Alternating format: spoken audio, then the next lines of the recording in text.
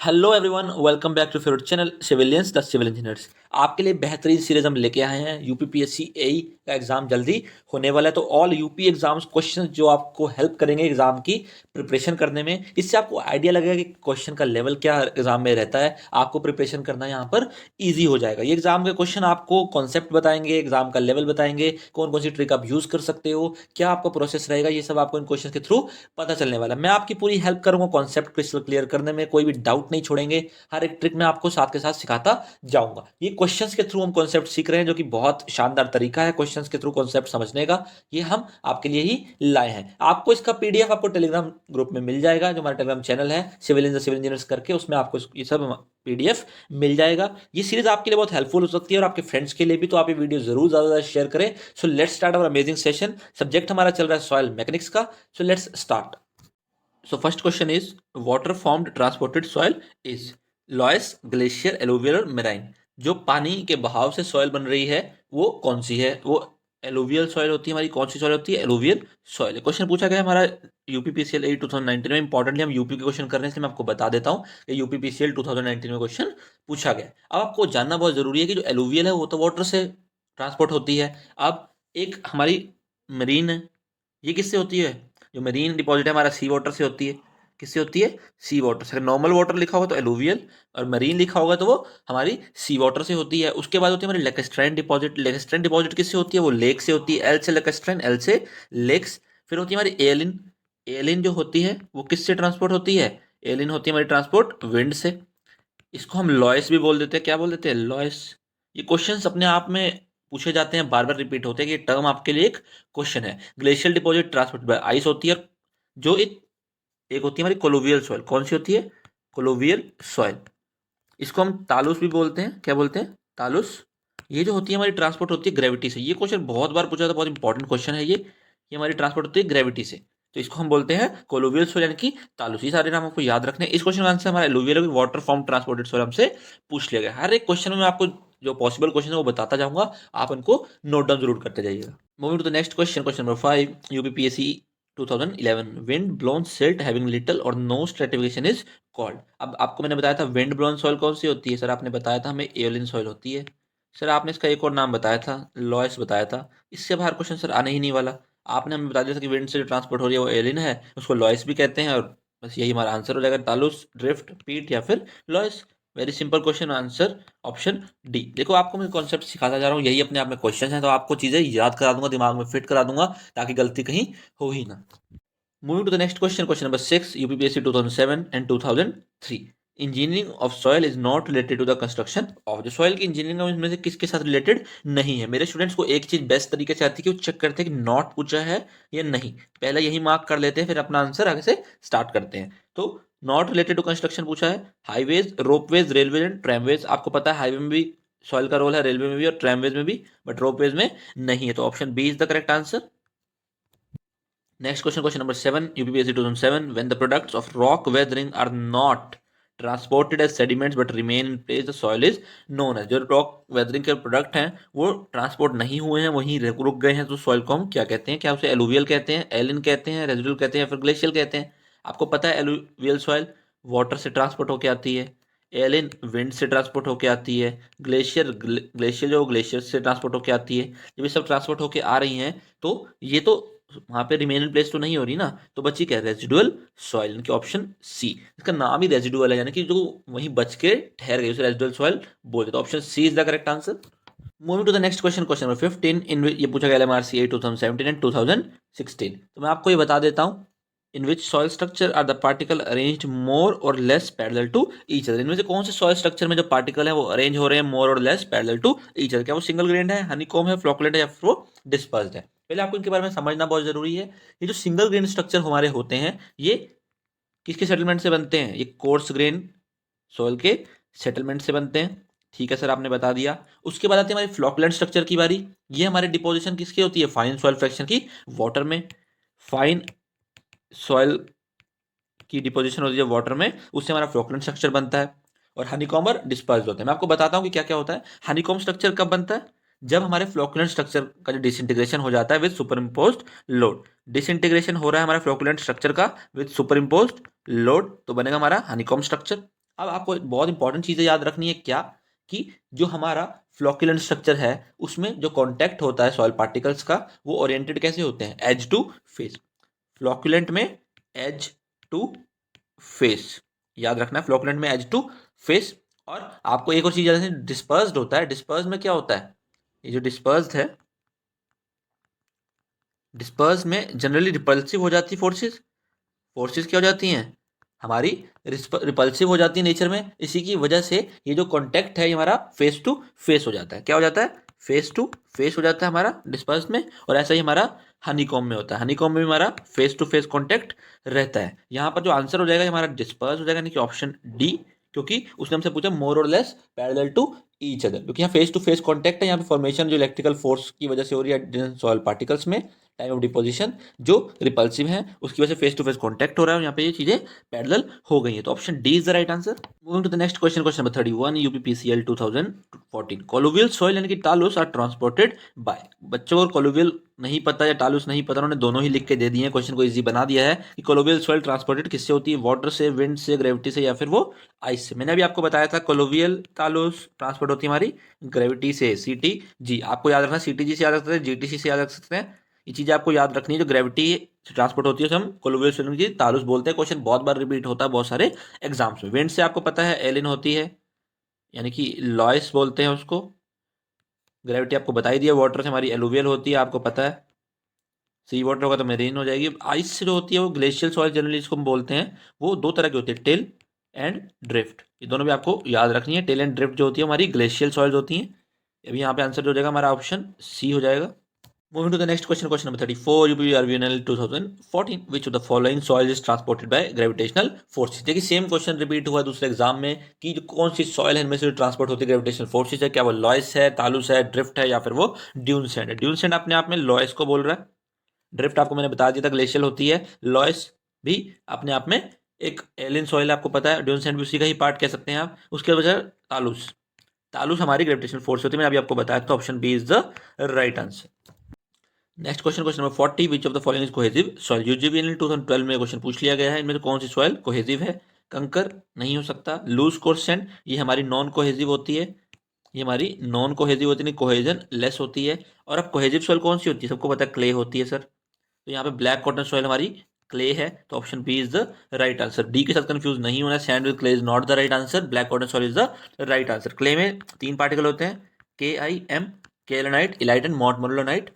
इस black cotton soil में मॉन्ट मोनोलोनाइट सबसे ज्यादा होता है, इसकी वजह से सॉइल जो है हमारी वीक होती है। इस पे हम बिल्डिंग बनाते टाइम बहुत बार सोचते हैं। इसको ब्लैक कॉटन सॉइल इसलिए कहा जाता है क्योंकि ये ब्लैक कलर की होती है, यहाँ पर इजीली हम कॉटन को ग्रो कर सकते हैं। ये बातें भी आपको पता होनी चाहिए।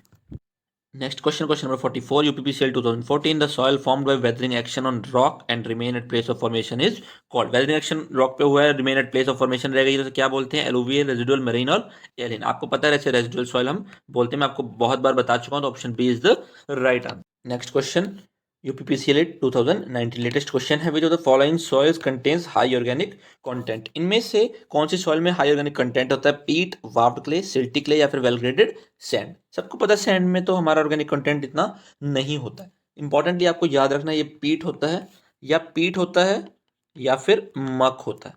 ये दोनों सॉइल्स में ऑर्गेनिक कंटेंट ज्यादा होता है। आपको याद रखना है पीट में जो ऑर्गेनिक मैटर है वो मक से ज्यादा होता है, ये आपको पता होना चाहिए। और जब मक और पीट को एक साथ लिखते हैं तो हम इसको क्या बोल देते हैं, इसको हम बोल देते हैं क्यूमुलस सॉइल। क्या बोल देते हैं, क्यूमुलस सॉइल। ये क्वेश्चन बहुत बार रिपीट होता है, आपको पता होनी चाहिए सारी बातें।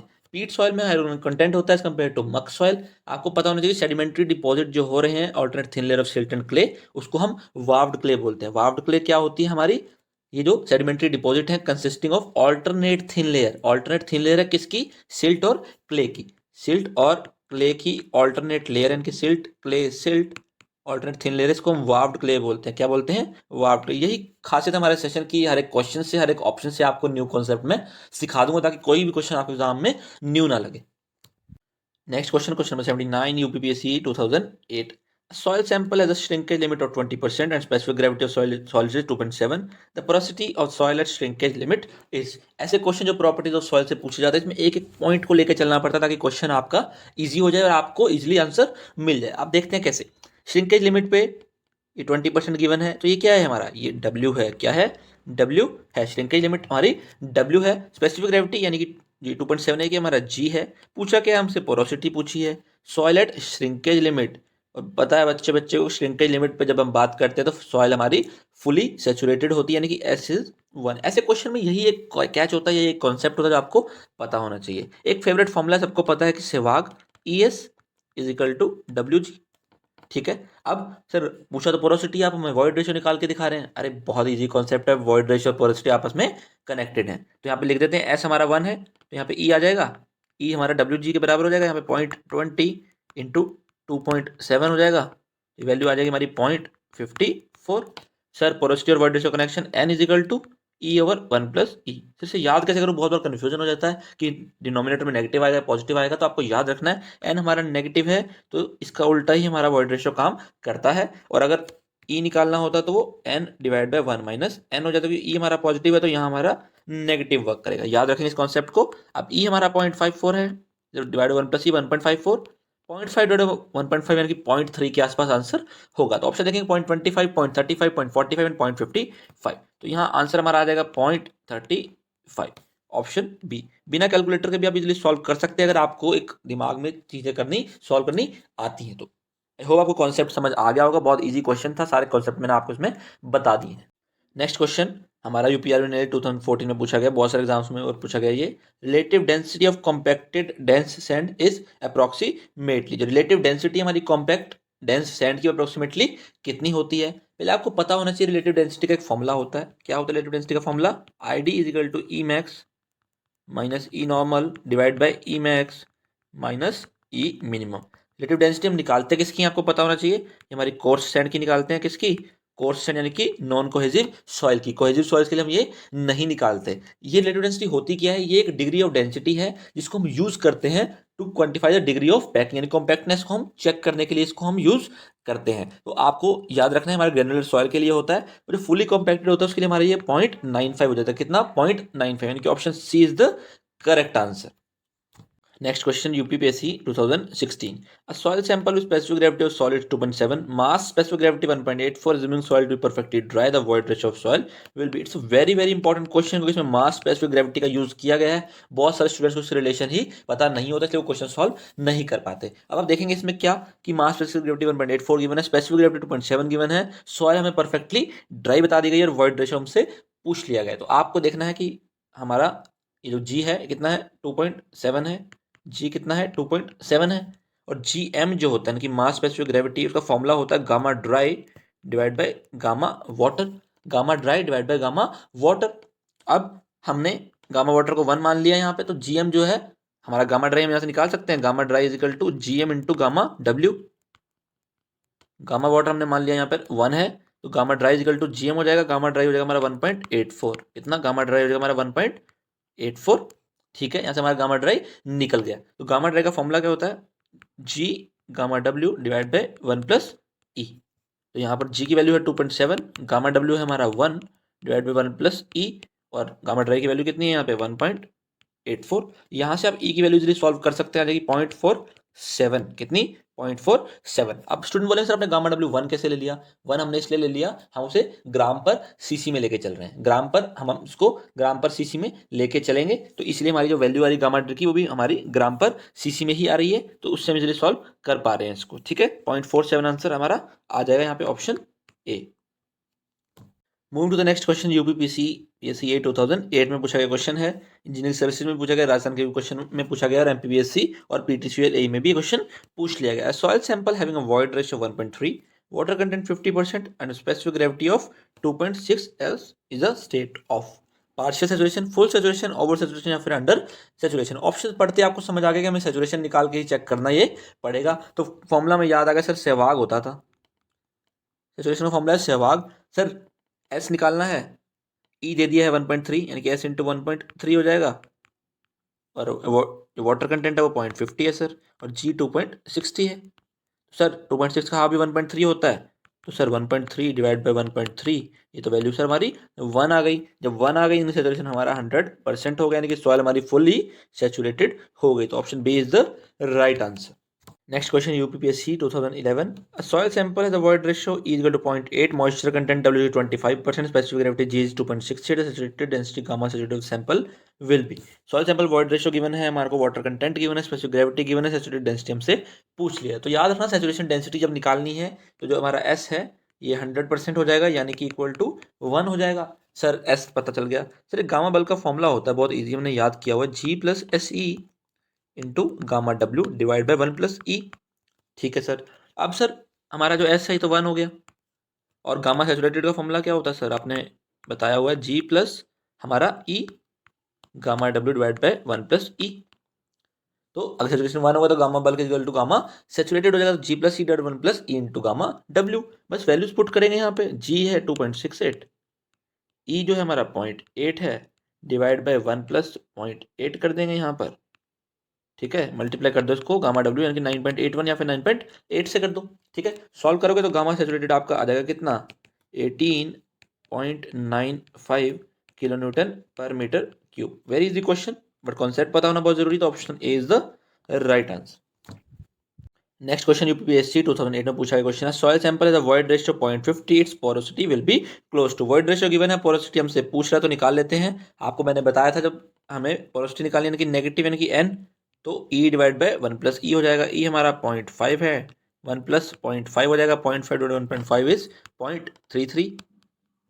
तो ये हमारा पोरोसिटी हो जाएगी 33% यानी कि ऑप्शन बी. अगर आपने भी इसको ऐसे सॉल्व किया है तो आप एग्जाम क्रैक करने में आपको दिक्कत हो सकती है, क्योंकि ऐसे करना ही नहीं है, हमें इतनी मेहनत करनी ही नहीं है. इट्स वेरी सिंपल प्रोसेस, आपको समझना जरूरी है. आपको ये दिमाग में ही कर देना कि ई 0.5 है, 1 प्लस ई 1 प्लस 0.5 1.5 हो जाएगा, 0.5 1.5 करेंगे तो 1/3 आ जाएगा, 33% हो जाएगा, कि option B is the right answer. It's a very simple question, but exam में वैल्यूज डिफरेंट होती है, आपको थोड़ा सॉल्व करके देखना पड़ सकता है. बट यहाँ पे डायरेक्ट वैल्यूज है तो आपको ये याद रख लेना है. अगर हमारा वॉइड रेशियो 0.5 है तो हमारी पोरोसिटी 0.33 होने वाली, ये आपको याद रखना है.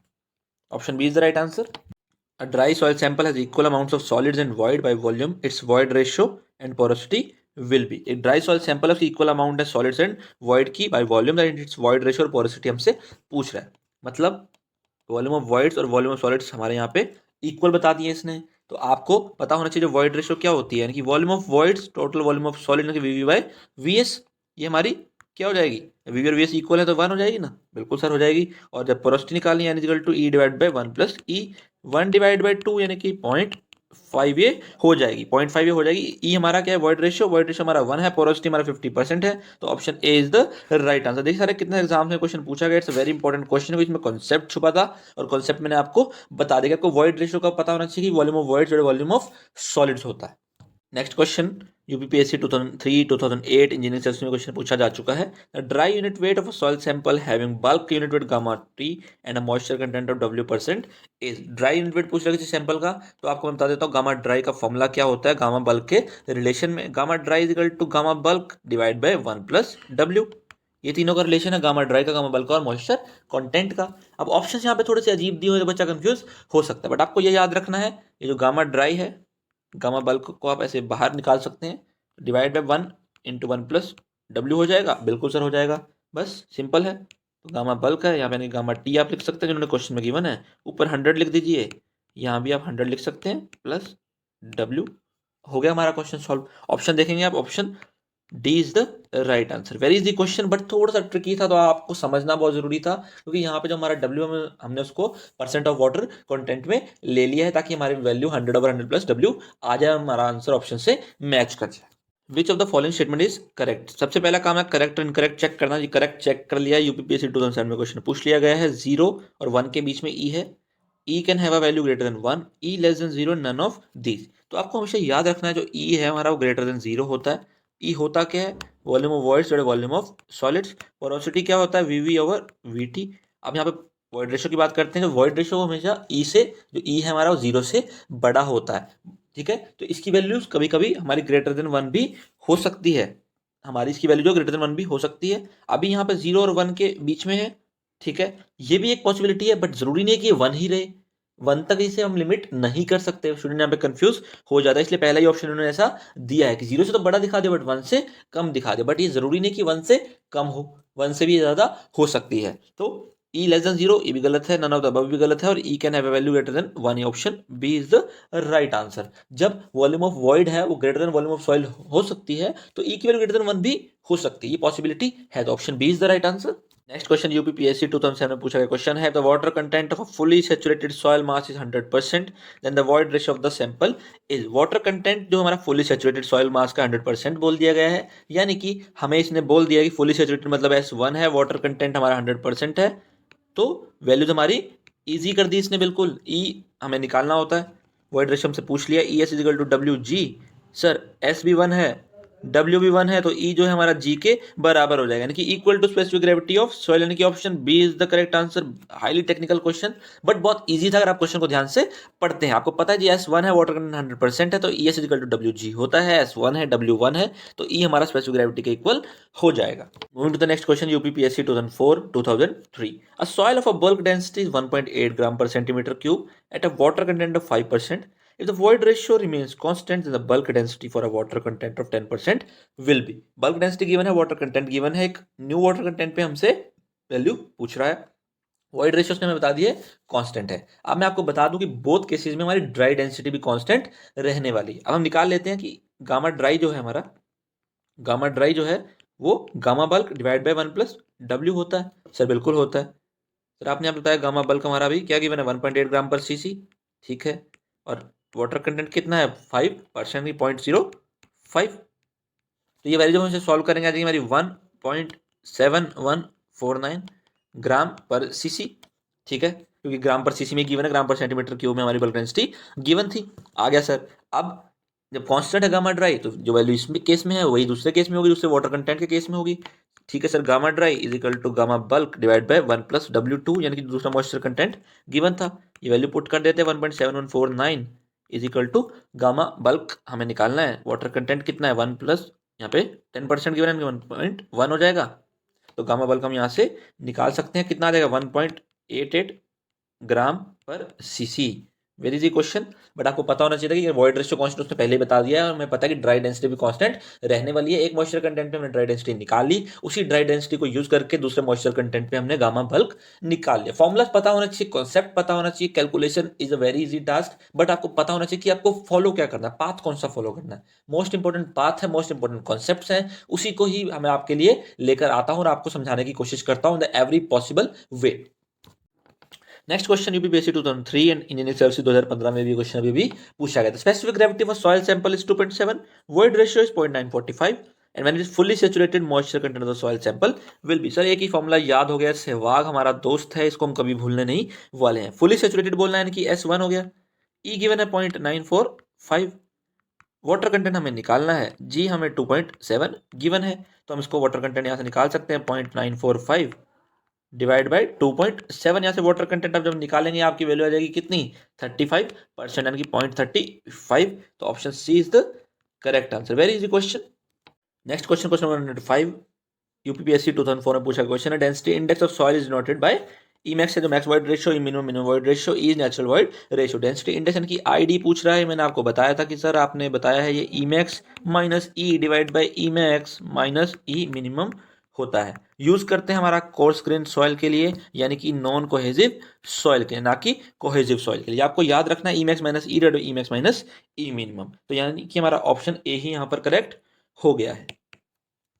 नेक्स्ट क्वेश्चन पूछा गया LMRC A 2017 में, the void ratio of a cohesionless soil sample in its looser state is 1, when its densest state it is 0.5, if natural void ratio of the deposit is 0.6, then the degree of density of the soil is. Question पढ़ते ही मेरे students को पता लग गया कि ये density index की ही बात कर रहा है, तो सर लिख दीजिए e max minus e natural divide by e max minus e minimum. ये आपने लिख दिया सर। अब मेरे को पता है कि जो हमारी मैक्सिमम कब होती है, मैक्सिमम मतलब हमारी जब ये लूजेस्ट कंडीशन में है, यानी कि लूजेस्ट स्टेट में 1 है, मैक्सिमम हो गई। नेचुरल उसने बता दिया कि 0.6 है, और मिनिमम कब होगी जब डेंसेस्ट होगी, यानी कि 1 माइनस 0.5, तो वैल्यू आ जाएगी 0.4 डिवाइड बाई 0.5। मैथ आपको आता है, डेसिमल हटाओगे तो 40/5 यानी कि 8 आ जाएगा 0.8, तो आईडी आ जाएगा हमारा 0.8, यानी कि ऑप्शन डी। देखिए क्वेश्चन आने के साथ साथ कॉन्सेप्ट आना चाहिए, स्पीड होनी चाहिए, आपको ट्रिक्स पता होनी चाहिए, आपको सॉल्विंग या पावर आपकी अच्छी होनी चाहिए, क्योंकि सॉल्विंग में इतना टाइम वेस्ट कर देते हैं कि आप इस क्वेश्चन की जो स्पीडली आपने किया उसकी वैल्यू खत्म हो जाती है। इसलिए आपको दिमाग में ये चीज़ें सॉल्व भी करनी आनी चाहिए। So moving to the last question of the amazing session, UPRB 2016 का ये क्वेश्चन है, for a sandy soil the maximum and minimum void ratio respectively 0.75 and 0.40. If existing void ratio is 0.65 then the relative density of the soil would be approximately.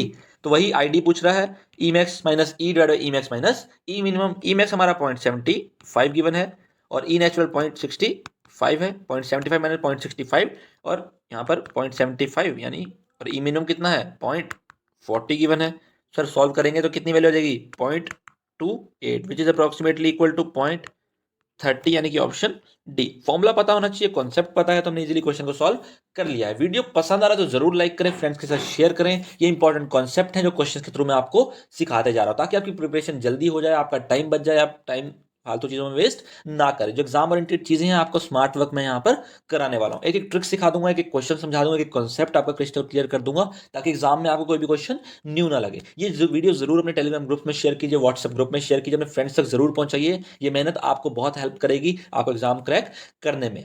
हमारा channel आपके लिए कार्यरत है, आपके लिए वर्क करता रहेगा, आपके लिए ऐसी वीडियोस लाता रहेगा। So don't forget to like the video and subscribe our channel as well. Thanks for watching, keep loving us, keep sharing us. Thank you and have a nice day ahead.